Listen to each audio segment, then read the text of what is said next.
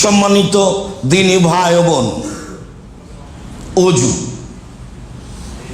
আব্দুল্লাহ ইবনে যায়েদ রাদিয়াল্লাহু তাআলা আনহু বলেন, রাসূল সাল্লাল্লাহু আলাইহি ওয়াসাল্লাম বলেছেন, আল ওযু মাররাতান মাররাতান ওয়ালাম ইয়াজিদ আলাইহি। ওযু হলো একবার একবার, বেশি না করলেও হবে। তার মানে ওযু করার সময় কবজি পর্যন্ত একবার ভিজালেই ওযু হয়ে গেল, একবার মুখে পানি দিলেই ওযু হয়ে গেল, একবার নাকে পানি দিলেই ওযু হয়ে গেল।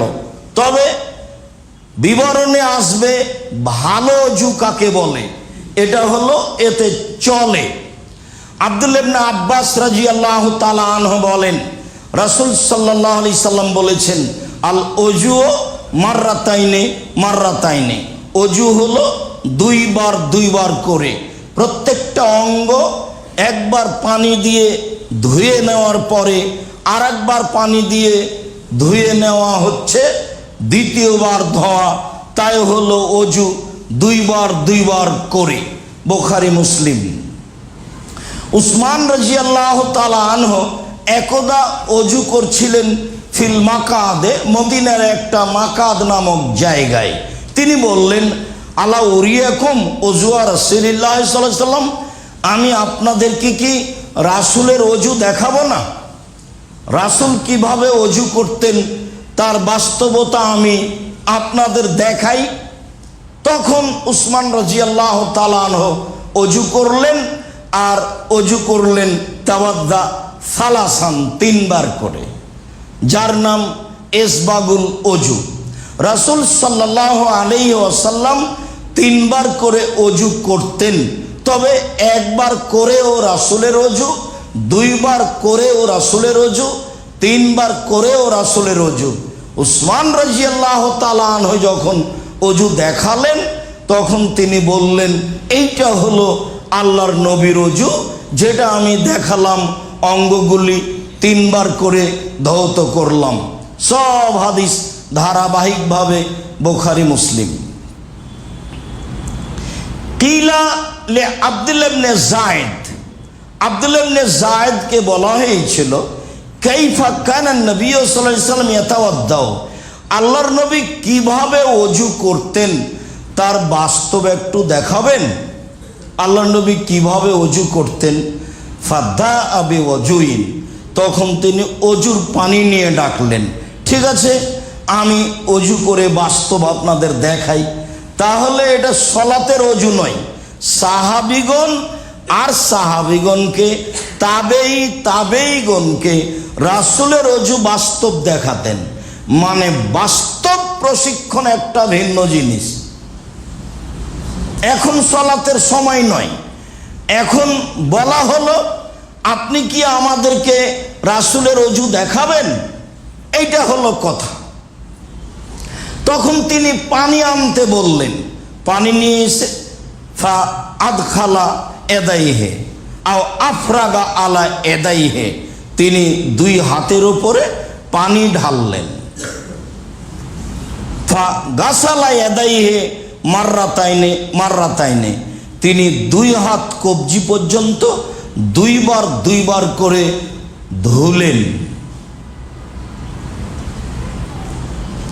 সুম্মা মাজমাজা সালাসান অস্তান শাকা সালাসান, তারপর তিনি তিনবার নাকে পানি দিলেন, তারপর তিনি তিনবার মুখে পানি দিলেন, মানে কুলি করলেন। নাকে পানি দিলেন তিনবার, মুখে পানি দিলেন তিনবার। ওয়াগাসালা ওয়াজহাহু সালাসান, মুখমণ্ডল তিনি তিনবার ধৌত করলেন। বাস্তব দেখাচ্ছেন। তবে তিনি নাকে পানি দিলেন, যখন প্রথম হাত দুইটি ধুইলেন তখন তিনি দুইবার করে ধুইলেন, কবজি পর্যন্ত দুইবার ধুইলেন। আর যখন নাকে পানি দিলেন তখন তিনবার, যখন মুখে পানি দিলেন তখন তিনবার, আর যখন মুখমণ্ডল ধৌত করলেন তখন তিনবার। সুম্মা গাসালা সুম্মা মাসা রাস সুম্মা গাসালা ইয়াদাইহি ইলাল মিরফাকাইনে মাররাতাইনে। তারপরে মুখমণ্ডল ধোয়ার পরে দুই হাত কবজি কোনই পর্যন্ত ধুইলেন দুইবার করে। অত্র বুখারী মুসলিমের হাদিসে দুইবার করে বোঝা যায়, একাধিক সহিহ হাদিস আছে তিনবার করে। এ হাদিস শেষ হলে আমরা কথাটি ফিরিয়ে নিয়ে আসব। এখানে বোঝা গেল কবজি পর্যন্ত দুইবার করে, বোঝা গেল কোনই পর্যন্ত দুইবার করে, বোঝা গেল মুখে পানি দিলেন তিনবার, বোঝা গেল নাকে পানি দিলেন তিনবার। এইবার হাত কোনই পর্যন্ত ধোয়া হয়ে গেছে, এবার মাসার স্থানে ও মাসা রাসাহু বিয়াদাইহি, তিনি তার দুই হাত দিয়ে মাসা করলেন। মাসার বাস্তব বিবরণ আসবে কিভাবে তার মাসা হবে ইনশাআল্লাহ। তারপর তিনি দুই হাত দিয়ে মাসা করলেন। ফাকবালা বেহেমা ও আদবারা, তিনি সামনের দিকে শুরু করে পিছন দিকে নিয়ে গেলেন। ফাবাদাবে মুকাদ্দামে রাসেহি, শুরু করেছিলেন তিনি মাথার সামনের দিক হতে। সুম্মা যাহাবা বেহেমা এলা কাফাহু, দুই হাতকে এইভাবে সামনের দিক থেকে টেনে নিয়ে গেলেন মাথার পিছন পর্যন্ত। এইটার নাম কাফা। এই মাথার পিছন পর্যন্ত নিয়ে গেলেন, ঘাড়ের অন্তর্ভুক্ত নয়। ঘাড় মাসা করা কোনো হাদিস দ্বারা প্রমাণিত নয়। ঘাড় মাসা করলে রাসূলকে অপমান করা হবে, এ কথাই ঠিক, প্রমাণে হাদিসটি জাল। মধ্যেখানে বলা কথা আবারও বলছি, রাসূল সাল্লাল্লাহু আলাইহি সাল্লাম যা করেননি তা যদি আপনার জীবনে চলে আসে তাহলে মনে করতে হবে ফলাফল জাহান্নাম। কেন? রাসূল সাল্লাল্লাহু আলাইহি সাল্লামের নিয়ম নীতিকে উপেক্ষা করা মানে তাকেই অপমান করা। তিনি মাসা করে নিয়ে গেলেন কাফা এই পর্যন্ত যাওয়ার পরে সুম্মা রাদ্দাহুমা, এবার ফেরত নিয়ে আসছেন ওইভাবেই, ফিরিয়ে নিয়ে আসতে হাত্তা ইয়ারজা ইলাল মাকানিল্লাযী বাদা মিনহু, ফিরিয়ে নিয়ে আসলেন ওই পর্যন্ত যেখানে আরম্ভ করেছিলেন। দুই হাত, কিন্তু দুই হাত দিয়ে মাসা হবে, মাথার সামনের দিকে শুরু হবে, একেবারে টেনে নিয়ে যেতে হবে মাথার সাথে হাত লাগিয়ে, দুই হাত মাথার পিছন এই পর্যন্ত, আবার ওইভাবে ঘুরিয়ে নিয়ে আসতে হবে যেখানে শুরু হয়েছিল সেই পর্যন্ত। সুম্মা গাসালা ইয়াদাইহি, তারপর তিনি তার দুই পা ধৌত করলেন। এই হলো হাদিসে অজুর একটা বাস্তব বিবরণ। আব্দুল্লাহ ইবনে যায়েদ রাদিয়াল্লাহু তাআলা আনহু বলেন, রাসূল সাল্লাল্লাহু আলাইহি ওয়াসাল্লাম,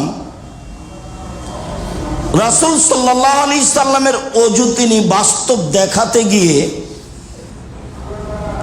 মাজমাজা ওয়াস্তান শাকা বেকাফিন ওয়াহেদাতিন, একবার পানি নিয়ে তিনি নাকে দিলেন, মুখে দিলেন, একবার পানি নিয়ে তিনি নাকে দিলেন, মুখে দিলেন।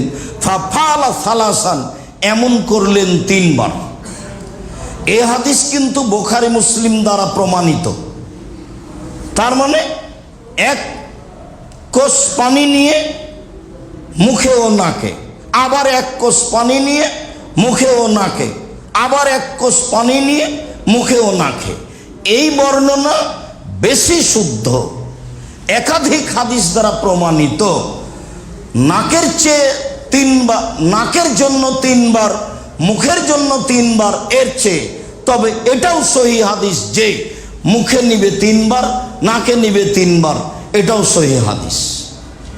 সম্মানিত দিনী ভাই বোন, আমরা অজুর একটা বাস্তব বিবরণ অবগত হচ্ছিলাম, বাকি আরো হব ইনশাআল্লাহ। আল্লাহুম্মা সাল্লি আলাইহি আল্লাহুম্মা বারিক আলাইহি। আব্দুল্লাহ ইবনে উমর রাদিয়াল্লাহু তাআলা আনহু বলেন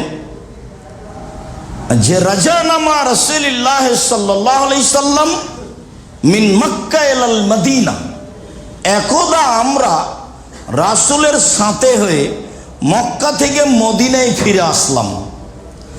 ফিরে আসছিলাম, ফায়জা কুন্না বেমাইন বিত্তারিকে, আস্তে আস্তে আমরা একদা রাস্তায় পানির পাশে আসলাম। আস্তে আস্তে আমরা একদা রাস্তায় পানির পাশে আসলাম। ফাত্তাজ্জালা কওমুন ইনদাল আসরে, আসরের সালাত আদায় করব বলে সাহাবীগণ তাড়াহুড়া করলেন। ফাত্তাওয়াদ্দাউ উজ্জালান, উজ্জালন, তারা খুব তাড়াহুড়া করে ওযু করলেন। ফান্তাহাইনা ইলাইহিম, আমরা যারা রাসূলের সাথে ছিলাম তারা ইতিমধ্যে চলে আসলাম ওই সব লোকের কাছে যারা অজুতে তাড়াহুড়া করছে। আকাবুহুম তালুহু লাম ইয়ামাসসাহাল মা, এমত অবস্থায় রাসূল এসে দেখলেন তাদের পায়ের গোড়ালি শুকা হয়ে আছে, পানি যায়নি, পানি পৌঁছেনি, চকচক করছে পানি না পৌঁছার কারণে। এই অবস্থা আল্লাহ রাসূল দেখলেন। তখন আল্লাহ রাসূল বললেন, ওয়াইলুন লিল আকাবে মিনান নারে, যাদের পায়ের গোড়ালি ভিজেনি তারা জাহান্নামে যাবে।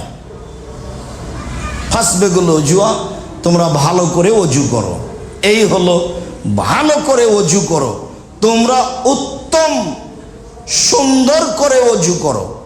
যাদের পায়ের গোড়ালি ভিজলো না তারা জাহান্নামে যাবে। কিভাবে পা ধৌত করতে হবে তার ধারাবাহিকতা আসছে। এখানে আমরা অন্তত বুঝলাম যে যদি অজুতে তাড়াহুড়া থাকে, পায়ের গোড়ালির উপর দুই সাইড সাধারণত অনেক সময় শুকা থেকে যায়। এইটার ব্যাপারে খুব তিনি সতর্ক করলেন, সুন্দর করে ওযু করলেন, সুন্দর করে ওযু করার আদেশ করলেন। বিগত কয়েকটা হাদিস, অজু একবার করে চলে, অজু দুইবার করে চলে, অজু তিনবার করে চলে। সুন্দর অজু হলো তিনবার করে করা।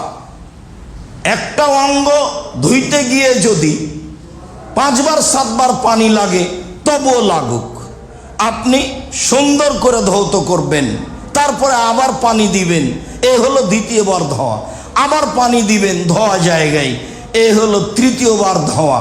যখন এরকম সুন্দর অজু হবে তখন তার একটা ফল যে অজাবাত লাহুল জান্নাহ, তার জন্য জান্নাত জরুরি হয়ে যাবে। তার একটা ফল যে পাপ মিটে যাবে, মান বেড়ে যাবে, পাপ মিটে যাবে, মান বেড়ে যাবে। তার একটা ফল যে লোকটা হয়ে যাবে সেই দিনের মতো যেদিন তার মাতাকে জন্ম দিয়েছে, নিষ্পাপ হয়ে যাবে। তাহলে ইসবাগুল অজু, সুন্দর অজু, তাহলে 3 বার করে, তাহলে ধোয়া জায়গায় পানি দিয়ে ধোয়ার নাম দ্বিতীয়বার ধোয়া, ধোয়া জায়গায় পানি দিয়ে ধোয়ার নাম তৃতীয়বার ধোয়া। এই হলো সুন্দর অজু।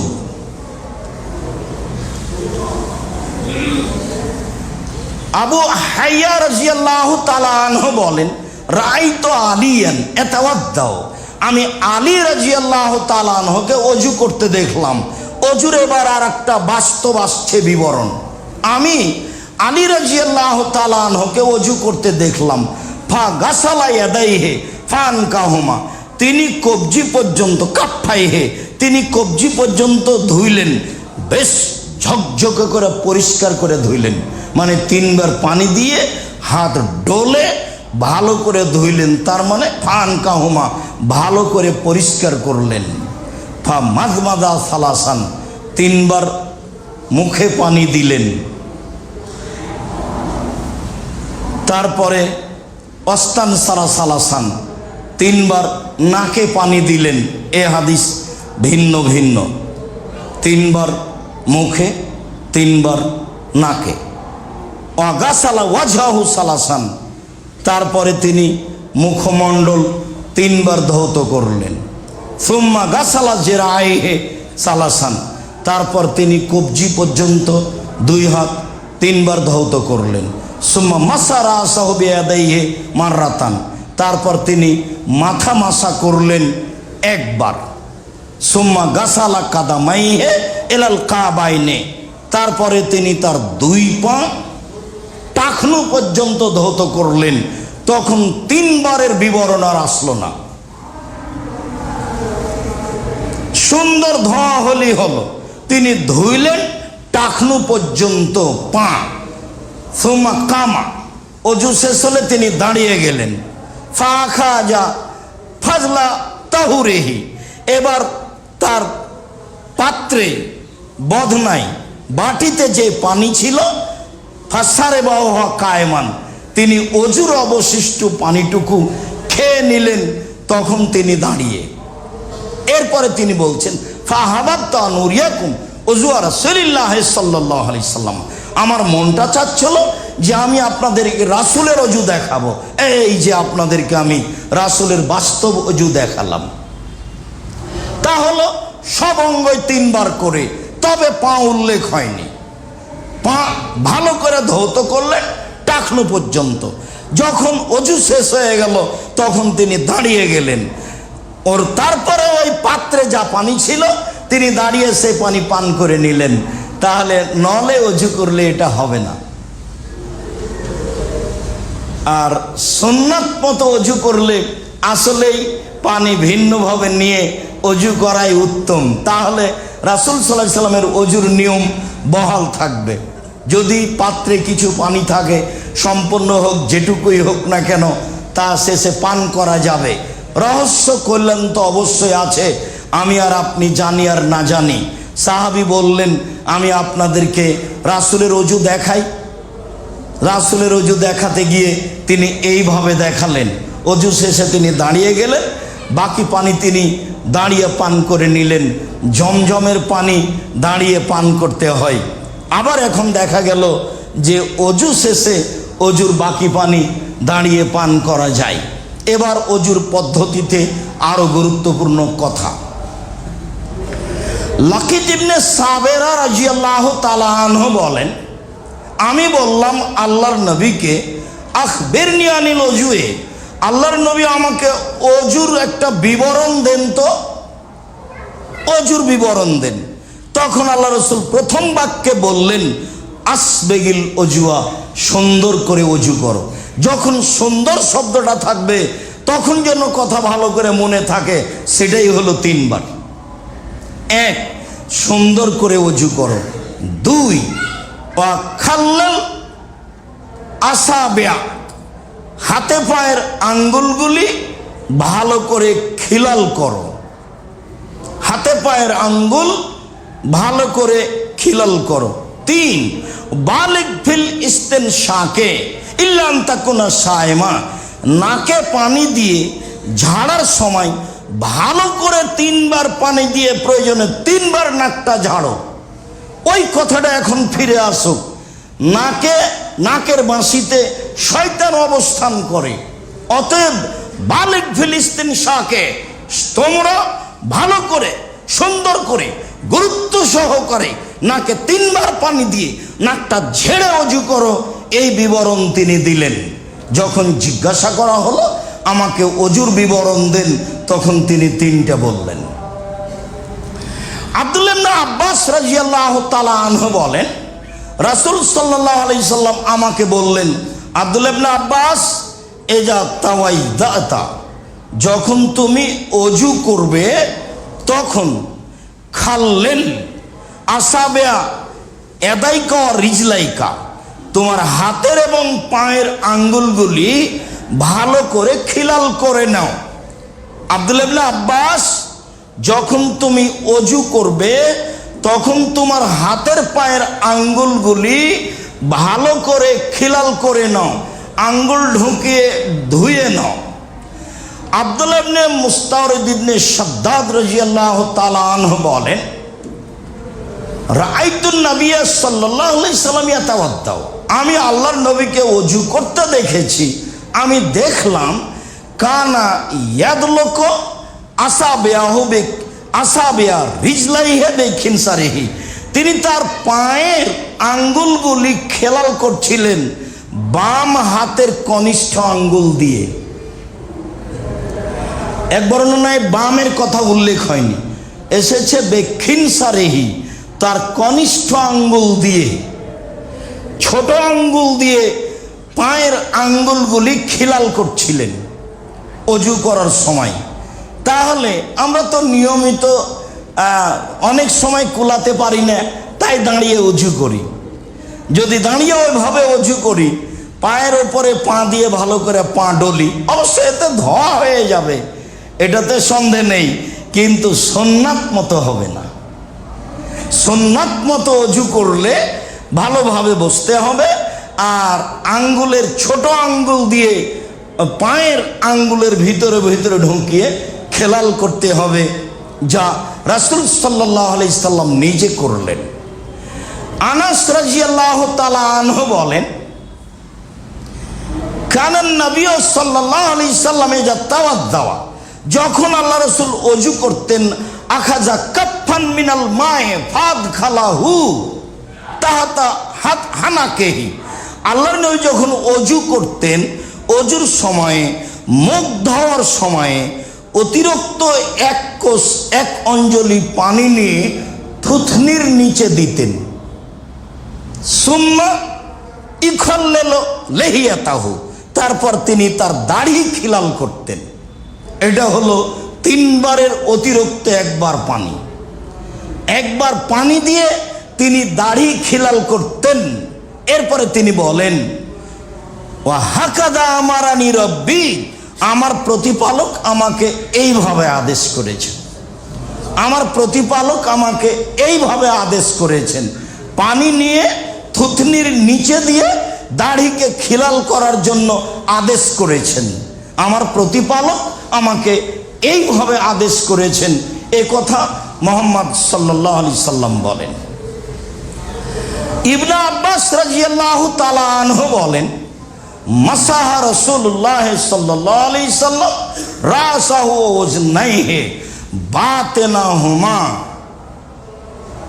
বিসাব্বাহাতাইনে, আল্লাহর নবী যখন ওযু করলেন তখন মাথা মাসা করলেন আর কান মাসা করলেন, তখন তিনি তার 2 হাতের তর্জনী, সাব্বাহাতাইনে, তার 2 হাতের তর্জনী আঙ্গুল কানের ভিতরে ঢোকালেন, বাতেন ভিতরে ঢোকালেন।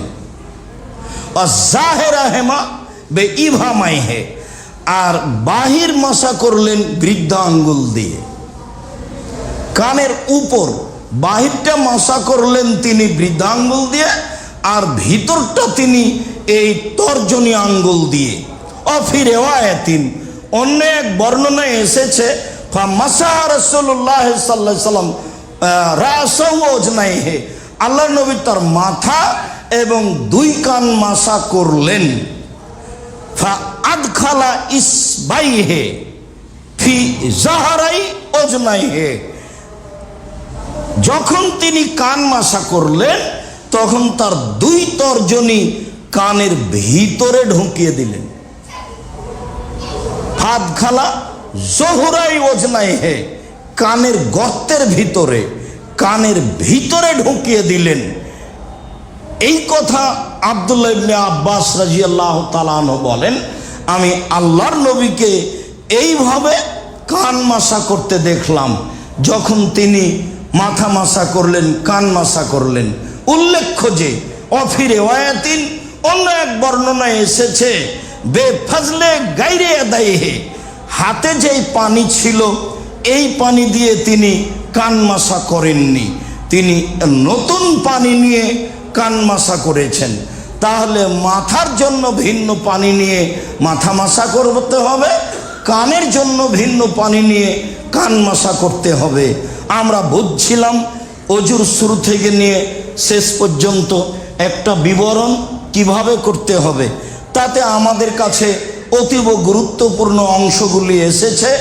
পায়ের আঙ্গুল খিলাল করতে হবে হাতের কনিষ্ঠ আঙ্গুল দিয়ে, তাতে গুরুত্বপূর্ণ অংশ এসেছে। কানের ভিতরে তর্জনী আঙ্গুল ঢুকিয়ে কান মাসা করতে হবে, আর বৃদ্ধ আঙ্গুল দিয়ে কানের উপর মাসা করতে হবে। যাবে ফিরে আসবে, এটাই হলো মাসার পদ্ধতি। তবে স্পষ্ট এখানে বোঝা যায়নি যে যাবে ফিরে আসবে, মাথার যেমন গেল ফিরে আসলো এইভাবে বোঝা যায়নি। তবে মাথার উপরেই হিসাব করে কানকে এভাবে ধরা যায় যে গেল আসলো, বা গেলেই হবে, বা আসলেই হবে, বা গেলেই হবে, একটা হলেই হবে। কান মাসা, যেমন মাথা মাসা, কিন্তু মাথা তো যাওয়া আসা দুটোই আছে। কান তারই হিসাবে আমরা দুটাই করে আসি, দুটাই করব, এটাই ঠিক। সম্মানিত দিনী ভাই বোন, আমরা অজুর বিবরণ বুঝছিলাম। অজুর সাথে আরো একটি এখানে জরুরি কথা, যে আব্দুল্লাহ ইবনে মুগাফফাল রাদিয়াল্লাহু তাআলা আনহু বলেন যে কালা ইবনুহু, আব্দুল্লাহ ইবনে মুগাফফালের ছেলে বলল, আল্লাহুম্মা আসআলুকাল কাসরাল আবিয়াজা আন ইয়ামিনিল জান্নাহ, আমি তোমার কাছে জান্নাতের ডান দিকে একটা সাদা প্রাসাদ চাচ্ছি। একজন সাহাবীর একটা দাবি, আল্লাহ আমি তোমার কাছে জান্নাতের ডান সাইডে একটা ভিন্ন ধরনের সাদা প্রাসাদ চাচ্ছি। কসর, প্রাসাদ, বালাখানা, প্রাসাদ তোমার কাছে চাচ্ছি। তখন পিতাই বলছেন ছেলেকে, বুনাইয়া ফাসআলিল্লাহুল জান্নাহ, আল্লাহর কাছে জান্নাত চাও। সাদা প্রাসাদ ডান দিকে এইভাবে বলো না। ওয়াতাওয়াদ বিহি মিনান নারে, আর তার কাছে জাহান্নাম থেকে বাঁচতে চাও। কেন? ফাইনি সামিতু রাসূলুল্লাহ সাল্লাল্লাহু আলাইহি সাল্লাম, আমি আল্লাহ রাসূলকে বলতে শুনেছি, তিনি বলছিলেন, তাকুনু ফি হাযিল উম্মাহ ওয়া ইয়াকুনু ফি হাযিল উম্মাহ আকওয়াম, বহু মানুষ আমার উম্মতে হবে যাদের একটা অভ্যাস হবে, আমার উম্মতে বহু মানুষ হবে যাদের একটা অভ্যাস হবে যে আইয়াতাদিয়ে ফি দুআয়ে ওয়াত তুহুরে, তারা সীমালঙ্ঘন করবে দুয়াতে এবং পবিত্রতায়। পবিত্রতায় সীমালঙ্ঘন কি? পবিত্রতায় সীমালঙ্ঘন হচ্ছে যে পরিষ্কারের আশায় বেশি পানি দেওয়া যাবে না, 5 বার 7 বার ধোয়া হবে না, এটা হলো সীমালঙ্ঘন। পবিত্রতায় সীমালঙ্ঘন হলো অপ্রয়োজনীয় পানি ব্যবহার করা হবে না। আবু সাঈদ খুদরি একজন সাহাবীকে পানি ছাড়া অবস্থায় ওযু করতে দেখলেন, তখন বললেন যে হাজা ইসরাফ, এটা হলো বেশি সীমালঙ্ঘন। তখন উনি বললেন, চলন্ত পানিতেও কি সীমালঙ্ঘন হয়? তো আবু সাঈদ খুদরি রাদিয়াল্লাহু আনহু বলছেন, নদীতে ওযু করলেও সীমালঙ্ঘন আছে। তো নদীতে ওযু করলে সীমালঙ্ঘন কি? তাহলে আমরা ট্যাপ ছেড়ে দিচ্ছি, আমাদের বুঝে পরিমাণ মতো ছাড়তে হবে। চলতে আছে পানি, তারপরে ওযু ওইভাবেই করছি, কয়েক বদনা পানি পার হয়ে গেল আমার ওযু করতে, এইটা সীমালঙ্ঘন। কিভাবে আপনি পানি কম খরচ করে ওযু করবেন, এ ব্যাপারে আমি সহ, আপনি সহ, দিনী বোনেরা সহ সারা পৃথিবীর সকল মুসলিম পুরুষ নারীর এই বিষয়টি গুরুত্ব সহকারে দেখা, যে ওযুর নামে নল ছেড়ে দিয়ে এত পানি বেশি অপচয় ব্যবহার করা শরীয়ত সম্মত নয়। আমার উম্মত পবিত্রতায় সীমালঙ্ঘন করবে, এটাই হলো সেটা। আমি আর আপনি ভাবি যেভাবে ট্যাপ ছেড়ে রাখি সেটা কিভাবে হয়। তো মানুষ হিসাবে সম্ভবপর চেষ্টা চালাবো সর্বদা ট্যাপটা ছেড়ে রেখে সীমালঙ্ঘন না করা। আমার উম্মত আরেকটা জিনিসের সীমালঙ্ঘন করবে, সেটা হলো দুয়াই। দুয়াই সীমালঙ্ঘন কি? এই যে চিৎকার করে সবাই চিল্লাচিল্লি করে দোয়া করছে, নামাজের পরে একজন হাত তুলছে আর সবাই মিলে আমিন আমিন জোরে বলছে, এক ভিন্ন ধরনের ইবাদত। আবার দুয়াই ঘন্টার ঘন্টা মানুষ দোয়া করছে, হাত তুলে আছে, হাতের নিচে গামছা পেঁচে গলার সাথে জড়ানো আছে, মানুষেরা আবার হাত তুলে দোয়া করছে, মাঝে মধ্যে গল্প করছে। এ আবার কেমন দোয়া? দোয়া হলো সীমালঙ্ঘন। জোরে চিৎকার করে কথা বলা হলো, দোয়া করা হলো সীমালঙ্ঘন। হিসাব ছাড়াই দোয়া করতে থাকা, এ হলো দোয়াতে সীমালঙ্ঘন। প্রথমত মনে রাখতে হবে যে ছন্দগতভাবে দোয়া করা সীমালঙ্ঘন, কবিতার মতো করে দোয়া করা সীমালঙ্ঘন, চিৎকার করে শব্দ উচ্চারণ করে দোয়া করা হলো সীমালঙ্ঘন, বেহিসাব সময় ধরে দোয়া করা হলো সীমালঙ্ঘন। আমার উম্মত এমন হয়ে যাবে যারা পবিত্রতায় সীমা লঙ্ঘন করবে, যারা দোয়াতে সীমা লঙ্ঘন করবে, আমরা খুব ভালো বুঝছি। সম্মানিত দিনী ভাই এবং আমরা আপনাদের সামনে অজুর পদ্ধতি নিয়ে আলোচনা করছিলাম। পূর্বের কথাটি হলো এই যে অজু শেষ হলে আপনি বলবেন আশহাদু আল্লা ইলাহা ইল্লাল্লাহু ওয়াহদাহু লা শারীকা লাহু ওয়া আশহাদু আন্না মুহাম্মাদান আবদুহু ওয়া রাসূলুহু। তাহলে জান্নাতের সব দরজা খুলে দেওয়া হয়েছে। আর ও যদি সুন্দর হয় তাহলে সব পাপ মুছে গেছে। সালাত হবে আমার মান বৃদ্ধির জন্য, কেননা আর তো পাপই নাই, তা আমার সালাত দিয়ে কি হবে? এখন সালাত দিয়ে মান বেড়ে যাবে। সালাত তো আমি ছেড়ে দিতেও পারি না, তখন সালাত দিয়ে আমার মান বেড়ে যাবে। আর এই দোয়া যদি আমি পড়ি তাহলে জান্নাতের সব দরজা খুলে দেওয়া হয়েছে। আর যদি বলি আল্লাহুম্মা জালনি মিনাত তাওয়াবিন ওয়া জালনি মিনাল মুতাতাহিরিন, তাহলে নেকি হবে, দরজা খোলা হবে না। আমরা কিন্তু রাজশাহী চাঁপাইনবাবগঞ্জের মানুষ, আমরা এটাই অজুর দোয়া বলে মুখস্থ করেছি। অজু শেষে এই দোয়া পড়তে হয় খুব শক্তভাবে। আল্লাহুম্মা জালনি মিনাত তাওয়াবিন ওয়া জালনি মিনাল মুতাতাহিরিন। আল্লাহ তুমি আমাকে তওবাকারীদের অন্তর্ভুক্ত করো। আল্লাহ তুমি আমাকে পবিত্রতা অর্জনকারীর লোকের অন্তর্ভুক্ত করো। তো কথাটা ভালো আছে, কিন্তু আগের দোয়ার যেই মান পরের দোয়াতে সেই মান নেই। এটা হলো তিরমিজিতে বর্ণিত হাদিস, আর এটা হলো বুখারী মুসলিমে বর্ণিত হাদিস যে অজু শেষে আশহাদু আল্লা ইলাহা ইল্লাল্লাহু ওয়াহদাহু লা শারীকা লাহু ওয়া আশহাদু আন্না মুহাম্মাদান আবদুহু ওয়া রাসূলুহু, এই দোয়া পড়লে সব দরজা খুলে দেওয়া হবে। উল্লেখ্য যে রাসূল সাল্লাল্লাহু আলাইহি সাল্লাম বলেছেন লা ওযুআ লিমান লাম ইয়াজকুর ইসমিল্লাহ, লা ওযুআ লিমান লাম ইয়াজকুর ইসমাল্লাহ আলাইহি। যে ব্যক্তি বিসমিল্লাহ বলল না তার ওযু হবে না। উল্লেখ্য যে ব্যক্তি বিসমিল্লাহ বলল না তার ওযু হবে না। আবু সাঈদ খুদরি রাদিয়াল্লাহু তাআলা আনহু বলেন লা সালাতা লিমান লা ওযু আলাহু, যার ওযু সুন্দর হয়নি তার সালাত হবে না। আল্লাহ নবী যখন বলেছেন সালাত 3 ভাগে বিভক্ত, তখন বলেছেন ওযু 1, রুকু 2, সিজদা 3। কথার কথা যদি 2 রাকাত সালাতে 300 নেকি পাবো এমন ঘটনা হয়, তাহলে ওযু হয়নি মানে 100 গেছে, রুকু হয়নি মানে 200 গেছে, সিজদা হয়নি ভালো মানে সবই গেছে। আর এই হাদিসে বোঝা যাচ্ছে, এই হাদিসের ইবারতটা একবার ওই রকমই যেখানে আল্লাহ রাসূল বলেছেন লা সালাতা লিমান লাম ইয়াকরা বিফাতিহাতিল কিতাব, যে সূরা ফাতিহা পড়লো না তার সালাত হলো না।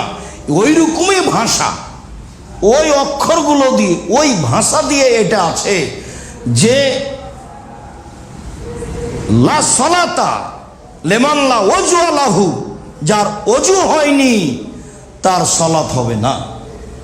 আবার যে ব্যক্তি বিসমিল্লাহ বলল না তার ওযু হয়নি, ওযু ভালো করে না করলেও সালাত হবে না। ওযুতে যদি বিসমিল্লাহ না বলি তখন ওযুও হলো না, তখন সালাতও হলো না। সবটাই একটা আরেকটার উপরে এমনভাবে লেগে আছে যে ভাষাগত, শব্দগত, অক্ষরগত একই রকম, কোনোটাকে ছেড়ে নেই। যেমনভাবে ফাতিহা ছাড়া সালাত হয় না, তেমনিভাবে ওযু ছাড়া সালাত হয় না, তেমনিভাবে বিসমিল্লাহ ছাড়া ওযু হয় না। কথাগুলি খুব ভালোভাবে স্মরণ রাখতে হবে। শুধু বিসমিল্লাহির রহমানির রহিম যেন না হয়, শুধু বিসমিল্লাহির রহমানির রহিম কোরআন মাজিদ পড়ার সময় আর পত্র লেখার সময়, এই দুটো সময় হচ্ছে পূর্ণ বিসমিল্লাহির রহমানির রহিম, বাকি সব বিসমিল্লাহ। গরু জবাই করবেন বিসমিল্লাহ আল্লাহু আকবার, স্ত্রীর কাছে যাবেন বিসমিল্লাহ আল্লাহুম্মা জান্নাবিনা শাইতানা জান্নাবি সামাইরাকাম, তারপর আপনি ওযু করবেন বিসমিল্লাহ, কোন একটা কাজ করবেন বিসমিল্লাহ। সব জায়গাতে শুধু বিসমিল্লাহ উল্লেখ হয়ে আছে। বাড়ি থেকে বের হবেন বিসমিল্লাহি তাওয়াক্কালতু আলাল্লাহ, সব বিসমিল্লাহ। শুধু কলমে লেখার সময় আর যখন আপনি কোরআন মাজিদ এক সূরা থেকে আর এক সূরা পৃথক করার জন্য বিসমিল্লাহ পড়বেন। সম্মানিত মসজিদের মুসল্লি, আমরা শেষে চলে এসে বলা কথা আপনাদের আবারও বলি, আমরা সম্ভবপর মানসিক